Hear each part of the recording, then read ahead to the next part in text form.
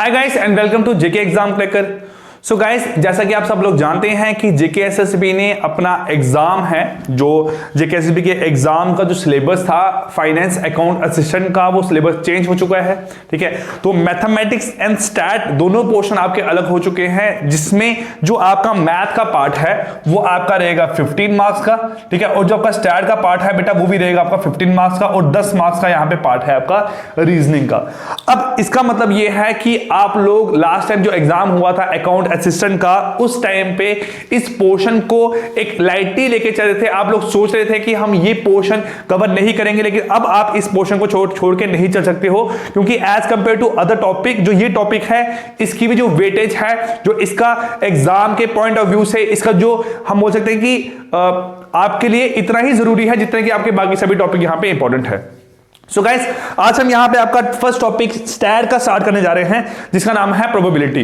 अब अगर बात करूं प्रोबेबिलिटी की, तो प्रोबेबिलिटी में आपको पहले कुछ फंडामेंटल यहां पे चीजें सीखने की जरूरत है। देखो, कभी भी क्या होता है, अगर किसी एग्जाम का सिलेबस चेंज होता है ना, तो वो इस चीज को ध्यान में रख के चेंज होता है कि शायद जो पुराना सिलेबस था वो इतना पुराना हो चुका है, जहां वो इतना आपका आसान था कि बच्चों के ज्यादा मार्क्स आए हैं, है ना। आपको पता है जेके एसएसबी में कभी ऐसा नहीं हुआ कि इतना ज्यादा कट ऑफ जाए। इसके दो कंडीशंस हैं। पहली कंडीशन ये है कि एग्जाम बहुत टाइम बाद हुआ हमारी स्टेट में कोई, ठीक है, बच्चे एक ही एग्जाम के पीछे आपके पड़ गए थे कि हमें ये एग्जाम क्वालिफाई करना है। एक कंडीशन ये है कि आपका जो एग्जाम था वो बहुत ईजी है। दोनों यहां पे कंडीशंस आपकी लाइक करती हैं। अब आपने एग्जाम में जो भी आपके टॉपिक हैं, चाहे मैथ के हैं, चाहे रीजनिंग के हैं, चाहे स्टैट के हैं, बेटा टॉपिक को ऐसा पढ़ना है कि आप चाहे लो लेवल से हाई लेवल तक की तैयारी आपकी यहां पे हो जाए। आप ये मत लेके चलना कि जैसे पहले आपको एग्जाम आया था, इस बार भी आपको क्वेश्चन यहां पे ऐसे ही आएंगे। अगर आप लोगों को ध्यान है तो सितंबर और अक्टूबर मंथ में एक एग्जाम हुआ था आपका जूनियर असिस्टेंट का। उसमें जो ये आपका टॉपिक था प्रोबेबिलिटी, जो आपका मैट्रिक्स एंड डिटर्मिनेंट, ठीक है, सेट था, इसके क्वेश्चन बहुत डिफिकल्ट लेवल के आए हुए थे। मतलब इतना हाई लेवल था उनका कि कोई एक पर्सन जो 12th में पढ़ रहा है वही आपका उन क्वेश्चन को यहां पे सॉल्व कर सकता है। सो आप लोग इसी बात को ध्यान में लेके एग्जाम की यहां पे तैयारी करना, ठीक है। सो चलिए गाइस, यहां पे आपका टॉपिक स्टार्ट करते हैं प्रोबेबिलिटी। अब अगर बात करूं यहां प्रोबेबिलिटी, तो बेटा इस टॉपिक के नाम को ध्यान में रखते ही आपको एक चीज याद आती है, गेम ऑफ चांसेस। क्या बोलते हैं? Game of chances. लेकिन इस टॉपिक पे डील करने से पहले हम इस टॉपिक का बेसिक पढ़ेंगे, क्योंकि इस चैप्टर में आपको दो चीजों का इस्तेमाल बहुत होता है। वो क्या है? सबसे पहली चीज है बेटा आपका यहां पे फैक्टोरियल। क्या आपका यहां पे फैक्टोरियल का इस्तेमाल यहां पे इस चैप्टर में बहुत ज्यादा होता है कि फैक्टोरियल आपका एक्चुअल में यहां पे होता क्या है। दूसरी जो टर्म है यहां पे वो आती है परम्यूटेशन एंड कॉम्बिनेशन। क्या है यहां पे? Permutation and combination. तो परम्यूटेशन का तो यहां पे इतना इस्तेमाल नहीं होता, लेकिन यहां पे यूज होता है किसका? आपका कॉम्बिनेशन का। किसका यूज होता है यहां पे? आपका कॉम्बिनेशन का। तो सबसे पहले बेटा यहां पे हम टॉपिक पढ़ते हैं आपका कि फैक्टोरियल का एक्चुअल में यहां पे मीनिंग क्या होता है। देखिए, फैक्टोरियल की बात कर रहे हैं। फैक्टोरियल का यहां पे मतलब एक्चुअल में होता क्या है? जो लोग साइंस बैकग्राउंड से हैं उनको इसके बारे में पता होगा। अब यहां पे क्या है, जो लोग अपेयर होंगे एग्जाम में, ठीक है, उनको हो सकता है कि इस टर्म के बारे में नॉलेज ना हो, तो हम हर एक चीज को यहां पे बेसिक मान के चलेंगे। देखिए, फैक्टोरियल यहां मतलब है product of first n natural number. क्या मतलब है यहां पे इसका? The product of the product of first and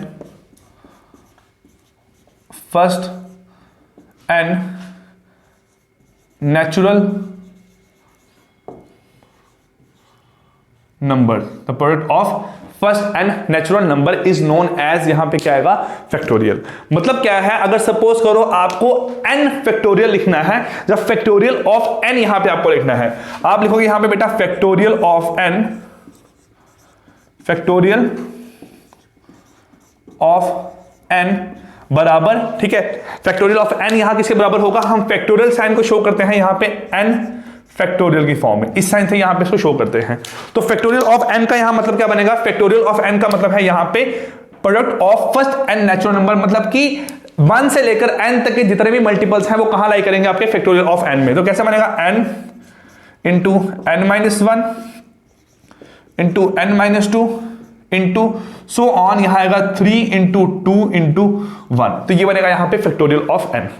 इसके साथ मैं अगर यहां बोलूं एग्जांपल लेके 4 फैक्टोरियल, बेटा इसको कैसे रिप्रेजेंट करेंगे, तो बनेगा 4 इंटू 3 इंटू 2 इंटू 1, ये क्या आएगा आपका यहां पे 4 फैक्टोरियल। तो आई होप आपको यहां फैक्टोरियल का मतलब यहां समझ आ गया होगा। अब क्या है, जब हम फैक्टोरियल पढ़ते हैं तो कुछ टर्म्स आपको ऐसी होनी चाहिए जो आपको याद हो। मैं ये नहीं बोल रहा हूं कि आपको मैं बोलूंगा 9 फैक्टोरियल कितना है, आप आंसर उसी वक्त बता दो। आपको ज्यादा नहीं तो कम से कम 6 तक यहां पे याद होना चाहिए। कैसे, यहां बोलेंगे अगर 1 फैक्टोरियल, तो बेटा 1 फैक्टोरियल किसके बराबर है आपका 1 के, ठीक है। 0 फैक्टोरियल वो किसके बराबर आपका यहां पे 1 के, ठीक है। 2 फैक्टोरियल किसके बराबर आपका यहां पे 2 into 1 which is equal to 2। 3 factorial किसके बराबर है 3 into 2 into 1 which is equal to 6। 4 factorial किसके बराबर आपका यहां से 4 into 3 into 2 into 1 which is equal to 24।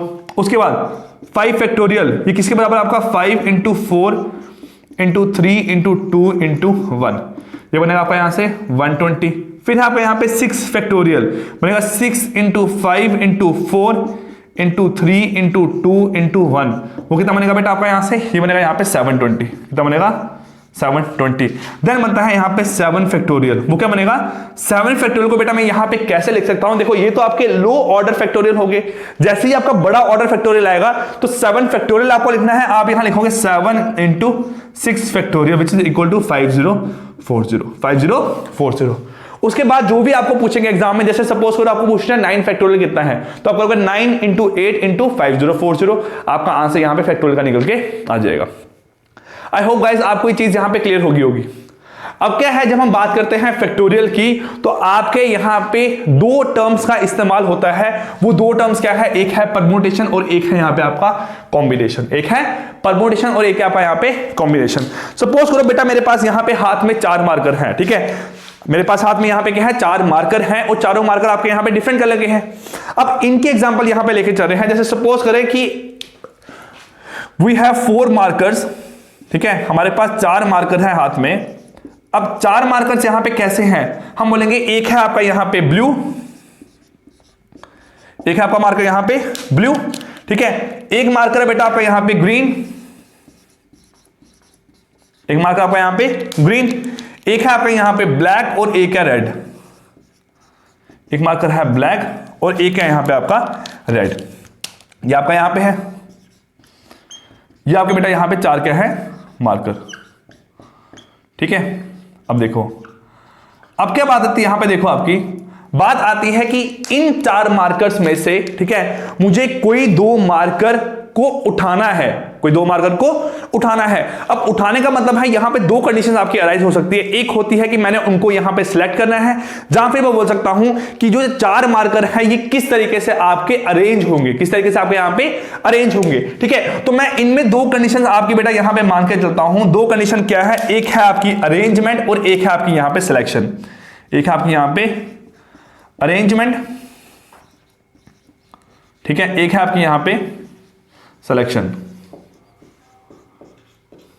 क्या आपके यहां पे सिलेक्शन, ठीक है। एक है अरेंजमेंट और एक है आपका यहां पे सिलेक्शन, ठीक है। अब अरेंजमेंट और सिलेक्शन में आपका यहां पे मतलब क्या बनता है, इस चीज को ध्यान से सुनना आप।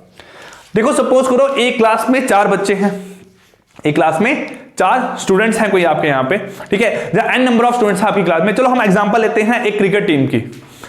एक क्रिकेट टीम में आपके 11 प्लेयर सेलेक्ट होते हैं, आपको पता है, ठीक है। इंडिया में खेलने वाले बहुत सारे लोग हैं, ठीक है।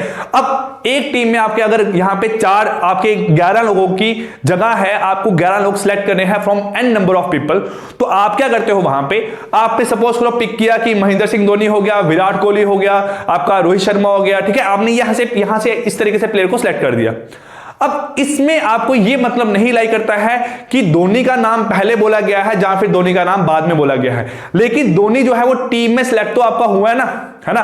तो इसका मतलब है सिलेक्शन वाले केस में क्या होता है, आपकी ये कंडीशन नहीं लाई करती है कि हमने पहले नाम किसका बोला है, जहां हमने पहले किसको बिठाया गया है, लेकिन ये चीज आपकी जरूरी होती है कि वो पर्सन आपका उस ग्रुप में होना चाहिए। तो ये होती है आपकी सिलेक्शन। लेकिन अगर अरेंजमेंट की बात करूं तो अगर क्लास में आपके 4 स्टूडेंट्स हैं, ठीक है, वो 4 स्टूडेंट क्लास में किसी भी सीट पे आपके बैठ जाए, किसी भी सीट पे आपके यहाँ पे बैठ जाए, उससे हमें कोई मतलब नहीं पड़ता, हम पढ़ाने आए हैं, हम आपको यहाँ पे पढ़ा के ही जाएंगे। तो यहां क्या बनता है आपका, सपोज करो इन 4 मार्कर्स में से अगर आपको 4 मार्कर को 2 मार्कर को अरेंज करना है, तो we have to arrange 2 markers out of 4 marker. तो 4 मार्कर से अगर आपने जहां पे 2 मार्कर्स को अरेंज करना है, आप कैसे करोगे? देखो यहां पे आप बोलोगे मैं रखूंगा यहां पे एक आपका बी, जी, बी और आर है आपका यहां पे, ठीक है। मैं इसको लेता हूं ए मार्कर, बी मार्कर, सी मार्कर और डी मार्कर, है ना। तो हम यहां बोलेंगे एक लूंगा मैं ए बी ले सकता हूं मार्कर, क्योंकि 2 मार्कर उठाने हैं, जहां ए सी ले सकता हूं, जहां फिर ए डी ले सकता हूं। ये बात बन गई आपकी यहां पे। दूसरा मैं यहां पे बी ए ले सकता हूं, बी बी ले सकता हूं, जहां बी सी ले सकता हूं आपका, सॉरी बी सी और बी डी ले सकता हूं, बी सी और बी डी। जहां फिर यहां पे सी ए अरेंज कर सकता हूं, सी बी अरेंज कर सकता हूं, सी सी अरेंज कर सकता हूं। जहां फिर यहां पे आपका डी ए अरेंज कर सकता हूं, डी बी अरेंज कर सकता हूं, आपका डी सी यहां पे अरेंज कर सकता हूं, है ना। तो इन 4 मार्कर्स में से अगर आपने 2 मार्कर्स को यहां पे अरेंज करना है, तो आपके टोटल आउटकम इतने निकल के आते हैं, इसके अलावा कोई आपका आउटकम निकल के नहीं आता है। तो आप बोल सकते हो कि यहां पे इसको अरेंज करने के कितने तरीके हुए? आप बोलोगे यहां पे 12 तरीके हुए इसको अरेंज करने के। मतलब आपने 4 मार्कर में से जब 2 मार्कर को पिक करना है, तो आपके नंबर ऑफ वेज कितने बनते हैं? आप बोलोगे यहां पे 12 नंबर ऑफ यहां पे वेज निकल के आते हैं। लेकिन जब बात आती है सिलेक्शन की, तो सिलेक्शन का मतलब क्या हुआ कि आपने एक ए मार्क को सिलेक्ट किया, दूसरा बी को सिलेक्ट किया। जहां आपने बी को सिलेक्ट किया और आपने ए को सिलेक्ट किया है, दोनों का मतलब आपका यहां पे एक ही बनता है। हम देखो, हम जब टीम लेते हैं तो टीम में कैप्टन को हम यहां पे सिलेक्ट करते हैं, 11 लोगों में से किसी एक को यहां पे सिलेक्ट करते हैं, ठीक है। लेकिन जब हम टीम का नाम अनाउंस कर रहे हैं, हम चाहे विराट कोहली का नाम पहले ले, चाहे विराट कोहली का नाम आपका बाद में ले, वो आपका टीम में तो लाई कर रहा ना। तो इसका मतलब है अगर मैं ए बी बोलूं चाहे बी ए बोलूं, उन दोनों का मतलब क्या बनता है आपका यहां पे सेम, है ना। अगर यहां पे मैं ए सी बोलूं चाहे सी ए बोलूं, इन दोनों का मतलब क्या आपका यहां पे सेम। चाहे मैं यहां पे ए डी बोलूं चाहे यहां पे आपका डी ए बोलूं, इनका मतलब क्या बनता है आपका यहां पे सेम। वैसे ही और क्या बनते हैं आपके यहां केसेस, देखो ए बी हो गया, बी हो गया, ठीक है। आप बनते हैं यहां से बी सी बोलूं चाहे यहां पे आपका सी बी बोलूं, ये भी आपका मतलब सेम है, ठीक है। चाहे आपका यहां बी डी बोलूं चाहे यहां पे आपका डी ए बोलूं, इसका भी मतलब क्या आपका सेम है। और कौन सा बच गया आपका यहां पे सी ए सी बी, ठीक है। देखो यहां से क्या आपका, चाहे मैं आपका यहां पे सी डी बोलूं और डी सी बोलूं, इनका भी मतलब क्या आपका यहां पे सेम। तो इसका मतलब है अगर 4 मार्कर में से 2 मार्कर को आपने अरेंज करना है, तो आपके अगर 12 नंबर ऑफ वेज बन रहे हैं, वही 12 वेज जो है वो यहां पे आपकी सिलेक्शन की फॉर्म में कितने बन रहे हैं बेटा? आपके 6 यहां पे सिलेक्शन फॉर्म हो रही है। कितने आपके यहां पे 6 सिलेक्शन फॉर्म हो रही है। कैसे? ए बी और बी का मतलब सेम है, ए सी और सी ए का मतलब सेम है, ए डी और डी ए का मतलब सेम है, बी सी और सी बी का मतलब सेम है, बी डी और डी ए का मतलब सेम है, और सी डी और डी सी का यहां पे मतलब क्या है? सेम है। तो ये आपका बनता है यहां पे सिलेक्शन करने का तरीका। अब क्या है जो अरेंजमेंट है, जो क्या है आपका यहां पे अरेंजमेंट है, अरेंजमेंट को हम यहां पे नाम देते हैं आपका परमुटेशन का।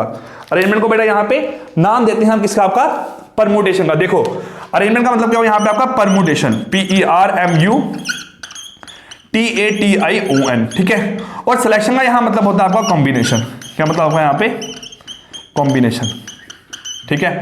अब आपने जो कॉम्बिनेशन टर्म है वो बहुत यूज करनी है प्रोबेबिलिटी में, वो तो उसके पहले आपको यहां पे इसका बेसिक यहां पे पता होना चाहिए।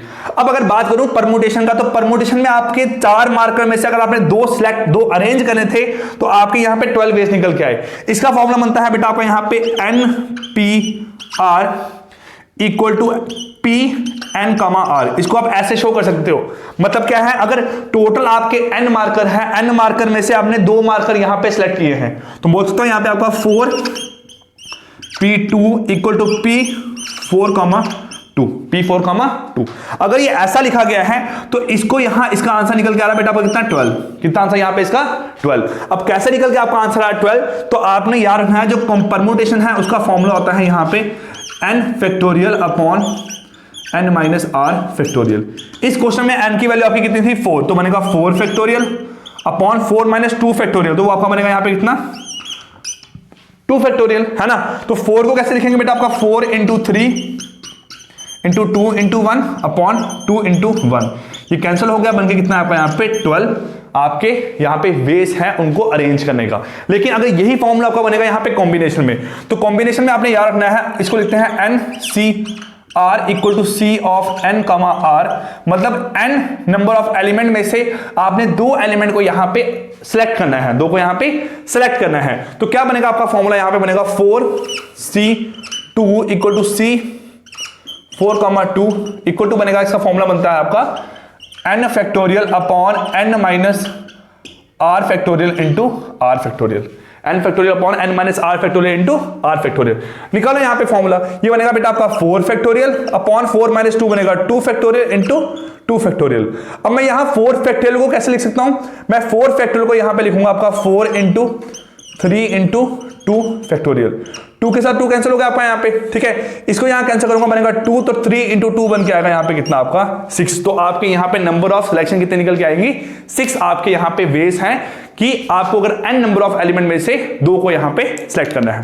अब आप एक डेफिनेशन खुद ही नोट कर लो, डेफिनेशन क्या है, if we have n number of element and we have to arrange them, ठीक है। हम बोल सकते हैं, जहां हम ऐसे बोल सकते हैं कि अगर आपके पास n नंबर ऑफ एलिमेंट है, n number of different element है, तो उनको अरेंज करने का n में से अगर दो एलिमेंट को आपने यहां पे अरेंज करना है, n नंबर ऑफ एलिमेंट में से आपने दो एलिमेंट को यहां पे अरेंज करना है, तो आपकी यहां पे टोटल वेज कितने हैं, तो आप बोलोगे कितना n p r p n r। Arrangement का मतलब हुआ परमुटेशन, और अगर n नंबर ऑफ एलिमेंट में से आपने दो एलिमेंट को सिलेक्ट करना है, तो उसके यहां पे नंबर ऑफ वेज कितने हैं यहां पे NCR।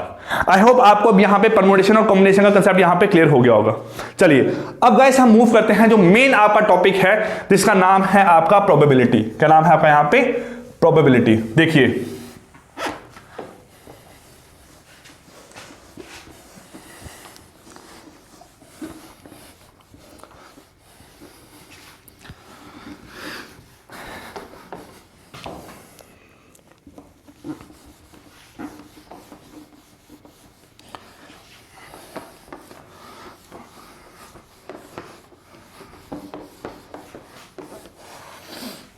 चलिए सपोज करें कि आपके पास एक बैग है जिसमें आपकी 4 डिफरेंट बॉल्स हैं, जिसमें क्या है आपकी 4 डिफरेंट बॉल्स हैं, और उसमें से आपने एक बॉल को यहां पे क्या करना है, एक बॉल के निकालने के चांसेस कितने होंगे।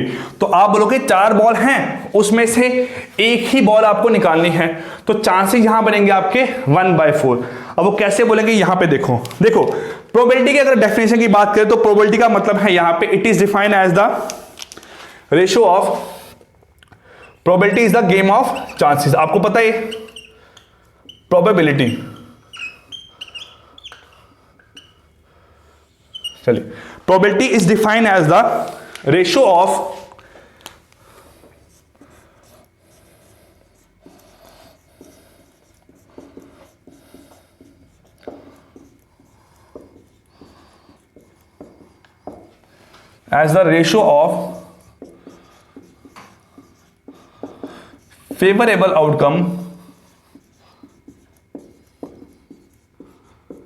favorable outcome to the total outcomes, define as the ratio of favorable outcomes to the total outcome।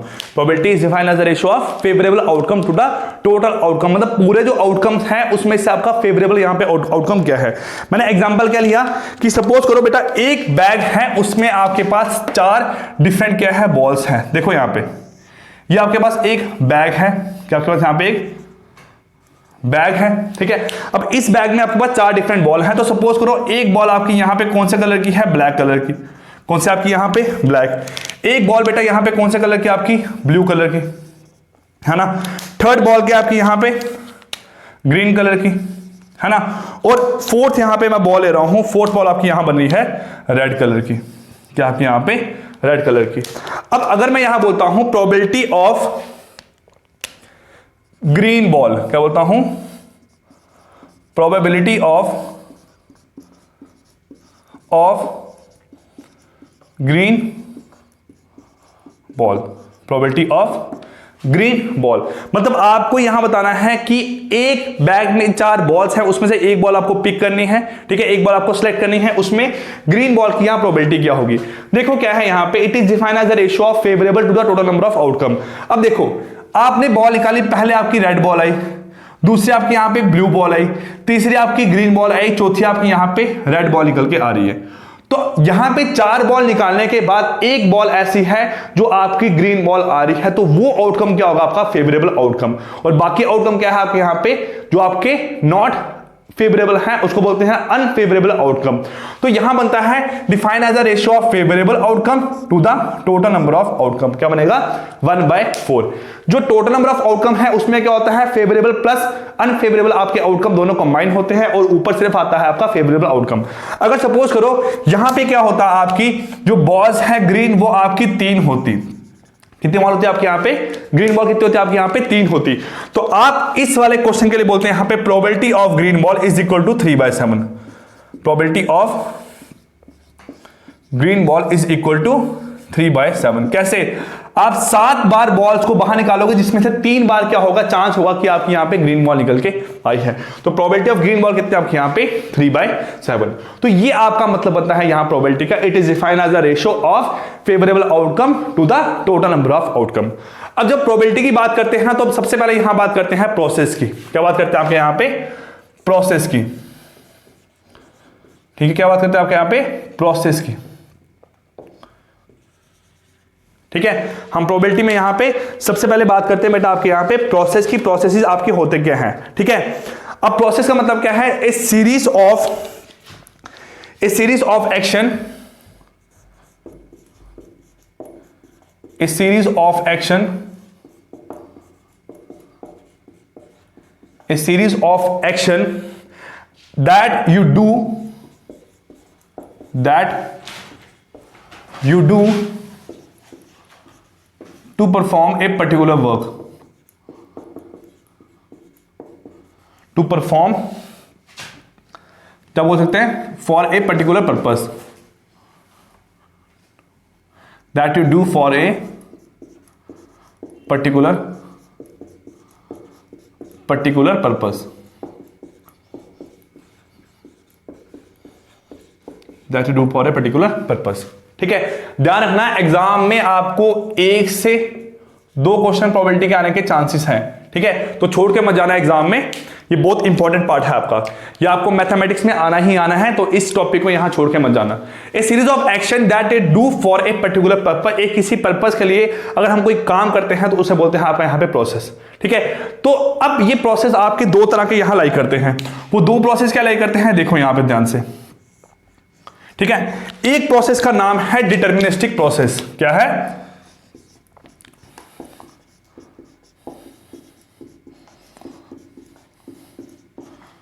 Deterministic process. ये मैंने क्वेश्चन बहुत बार एग्जाम में दिखा हुआ है, तो इसको ध्यान से पढ़ना कि डिटर्मिनिस्टिक प्रोसेस होता क्या है। एक होता है आपका यहां पे रैंडम प्रोसेस, रैंडम,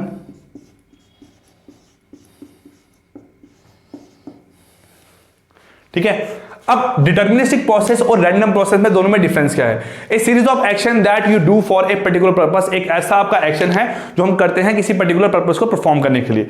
अब डिटर्मिनिस्टिक का मतलब है कि जिसमें आपका जो आउटपुट है वो आपको पहले ही पता होता है क्या आने वाला है।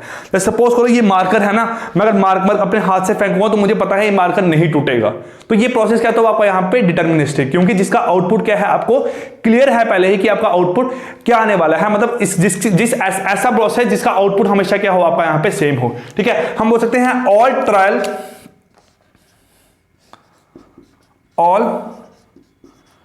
Trial have same output, all trial have same output. ऐसा प्रोसेस जिसपे सभी के सभी ट्रायल का क्या होता है, सेम आउटपुट, उसे क्या बोलते हैं आपका यहां पे डिटर्मिनिस्टिक प्रोसेस। जैसे आप सिंपल से एग्जांपल लो, अगर आपके घर में एक स्टेनलेस स्टील का गिलास है, अगर आप उसको थ्रो करते हो तो आपको पता है वो गिलास कभी नहीं टूटेगा, उसकी शेप चेंज हो जाएगी लेकिन वो टूटेगा नहीं। तो हम बोल सकते हैं कि वो ऐसा प्रोसेस कौन सा कहते हैं आपको यहां पे डिटर्मिनिस्टिक प्रोसेस, जिसका क्या है जितने भी ट्रायल करेंगे उसका रिजल्ट क्या आएगा, हमेशा सेम आएगा। लेकिन आपका रैंडम प्रोसेस क्या है, जिसका all trial have different output, all trial have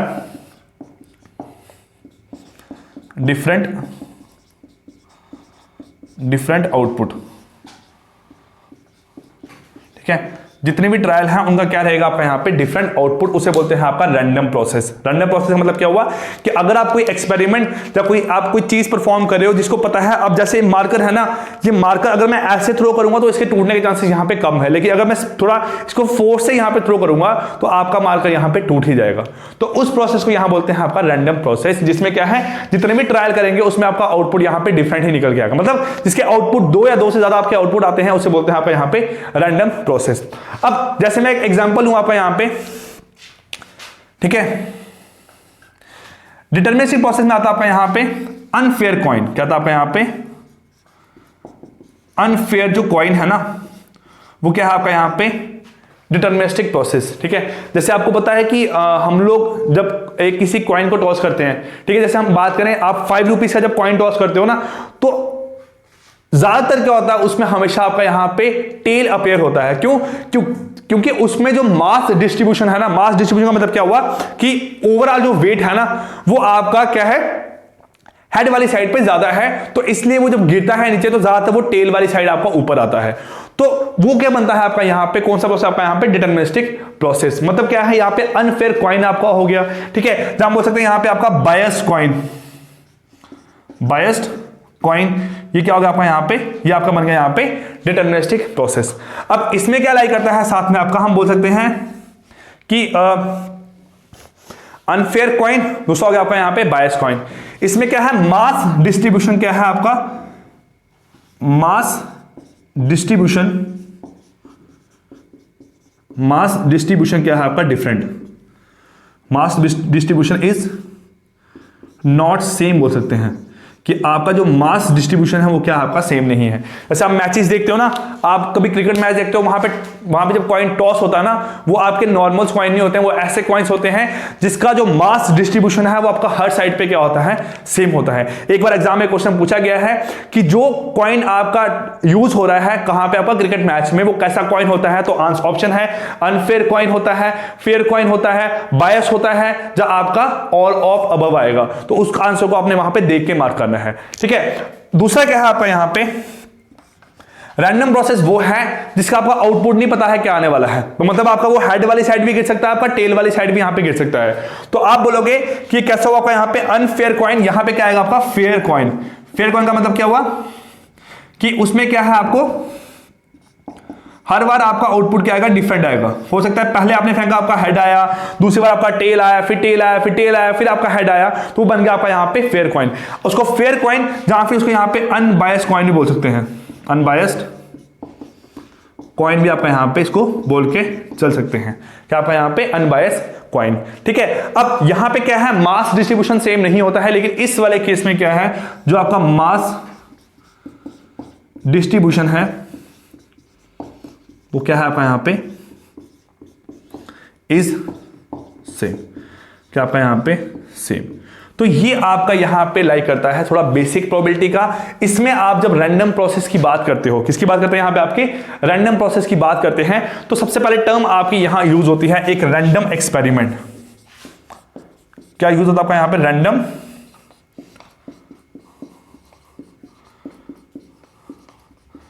experiment. Random experiment आपका बेसिक है प्रोबेबिलिटी का। रैंडम एक्सपेरिमेंट एक ऐसा एक्सपेरिमेंट है जिसको जब हम परफॉर्म करते हैं और उसका आउटपुट जो होता है वो हमें वहां पे सर्टेन नहीं होता है। Random experiment are those experiment whose output is uncertain, मतलब क्या है उसका आउटपुट आपको यहां पे कंफर्म नहीं होता है। Those experiment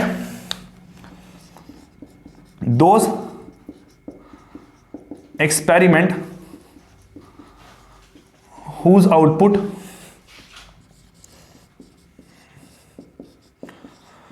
whose output is uncertain,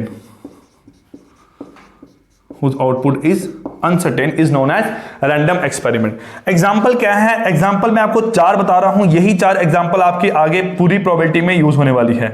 जैसे पहली आपकी एग्जाम्पल है यहां पे tossing of a coin, tossing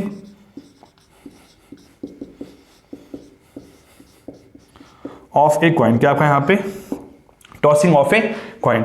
second आपके यहाँ पे एग्जांपल क्या है, सेकंड एग्जांपल लेते हैं आपके यहाँ पे प्लेइंग कार्ड। क्या आपका प्लेइंग कार्ड, जब आप कार्ड वगैरह खेल रहे हो तो आपको नहीं पता है कि आपके पास कौन से कार्ड यहाँ पे आने वाले हैं, ठीक है। थर्ड आपकी यहाँ एग्जांपल होती है throwing of A dice, throwing of A